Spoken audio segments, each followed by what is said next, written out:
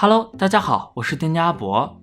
S12 全球总决赛的参赛队伍目前大多数仍处于放假状态，等待之后正式备战，才能进行新版本的 rank 训练。在这个阶段正式开始之前，有很多外界的声音是大家热议的焦点。其中的一个比较有趣的话题就是 LCK 队伍的选手是怎么看 LPL 的。结果最近包括 GN 以及 DK 的 Showmaker 都给出了相似的观点。首先是 GN 战队的下路选手 Ruler， 在采访中表示 RNG 不是一个好对付的对手，但是觉得 GN 的下路比 RNG 更强。然后记者询问 Ruler， 在本次世界赛中最警惕的队伍是哪支？结果 Ruler 的回答是 EDG。Ruler 认为 EDG 会打得很好，他们队内都是很出色的选手，他们世界赛会比联赛打得更好。与此同时，他也很欣赏 Viper， 觉得 Viper 实力非常强。这是 Ruler 的看法。记者也问 Ruler， 看好 EDG 是不是因为 EDG 是卫冕冠军？ Ruler 给出了肯定的答复，直言说 EDG 去年夺冠的确是他看好 EDG 的原因之一。然后是 DK 的中单 Showmaker， 在社交平台上主动说了一下自己的看法。他认为 C 组比 B 组更像死亡之组。站在他的角度而言，觉得和 GDG 和 G2 交手更好，比起 GDG 来说，更加害怕 TS、EDG 或者 RNG。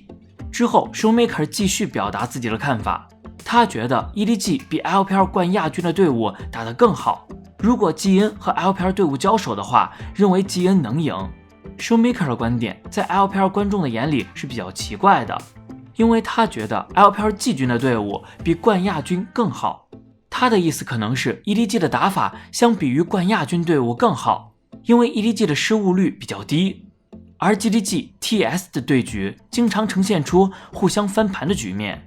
另外一个观点就是不看好 LPL 冠军 GDG， 他觉得 LCK 打 GDG 不会那么难搞，反倒是 LPL 的2、3、4号不好打。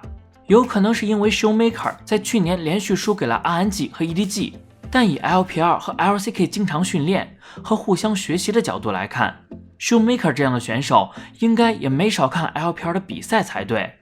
除了 LCK 的2个选手发表相同观点之外， Dwinby 也曾在直播间中表示，他觉得 LPL 4支队伍中最适合打 GN 的队伍是 EDG，GDG 也可以，但是 GDG 没法和 GN 同一组。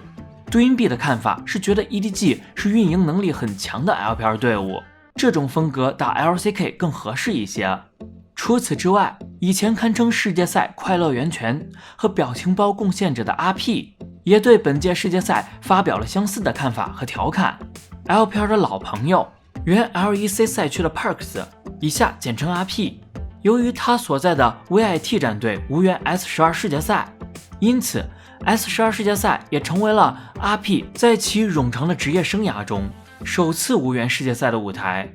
熟悉英雄联盟电竞圈的小伙伴们应该还记得， RP 自2016年率领 G2 打入 LEC 以来，他就从未缺席过全球总决赛，但是这个记录在 S12 赛季被中断了。从 RP 的发文中我们得知，这个家伙也许会退役了。对于阿博而言，缺少 RP 的世界赛是不完整的，没有了他的骚话和骚活。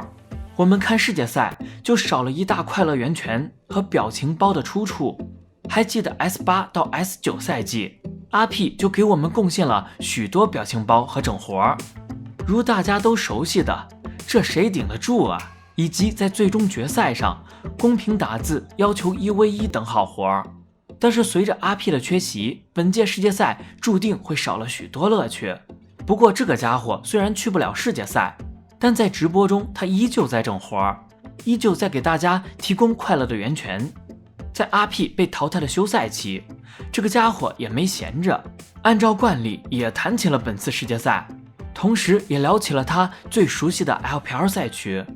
在 RP 的直播中，他认为 GDG 被吹得有点太过于强大了，理由是 GDG 之前在世界赛的表现并不好，而且更重要的是，每年总会有一支赛前吹过头的队伍翻车，这个他熟悉啊。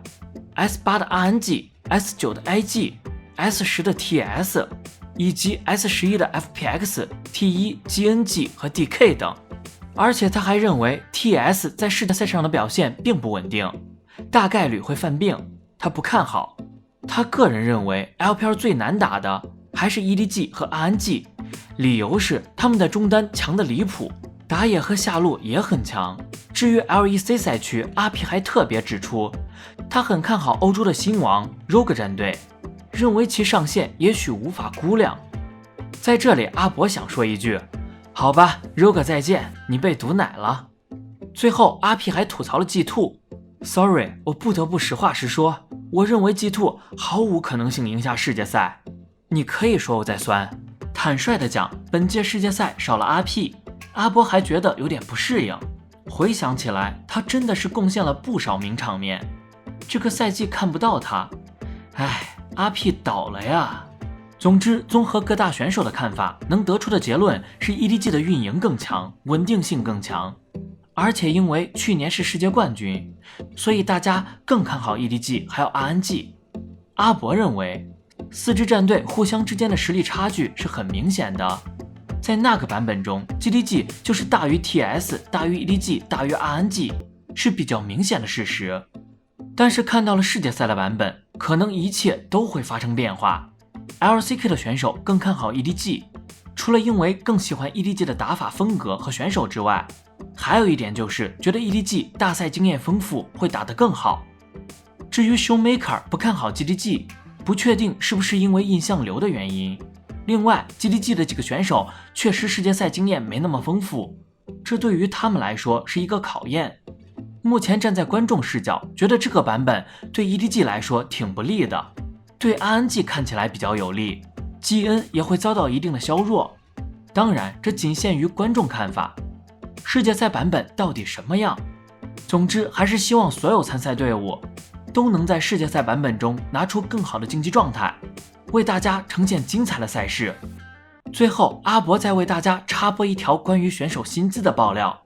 如今的电子竞技行业不仅职业化、商业化的程度更深，并且职业选手的商业价值与身价也是水涨船高。不过由于选手具体的薪资数字、转会费与签约费等都是保密的，因此观众想得知选手的收入，只能通过圈内人的爆料。在近日，就有一位海外电竞从业者解答了网友的困惑。LEC 选手的年薪其实远不及 LPL， 而这位爆料 LEC 赛区选手薪资的海外电竞从业者，他的身份就是目前 VIT 战队博选手的经纪人，因此对于 LEC 选手的年薪有所了解。LEC 薪资最高的一批职业选手，目前 LEC 赛区主流选手的薪资大概是在100万左右，顶薪选手才能达到700万。相比之下，据他的预估 LPL 顶薪选手可能达到了2000万到3000万左右。仅从这一组数字进行对比，就可以看出 LPL 与 LEC 赛区选手的薪资差距有多大。而且在视频中，这位博的经纪人还评价到， LPL 前5或者前10的选手薪资可能在欧洲 LEC 这边一个队的薪资，可见 LPL 选手的待遇确实是非常夸张。而博经纪人认为，这也是造成 LPL 赛区现在这么强的原因。而 LPL 之所以这么有钱，则是因为国内市场庞大和巨量的粉丝。网友们怎么看这件事呢？欢迎在下方评论留言，分享自己的看法。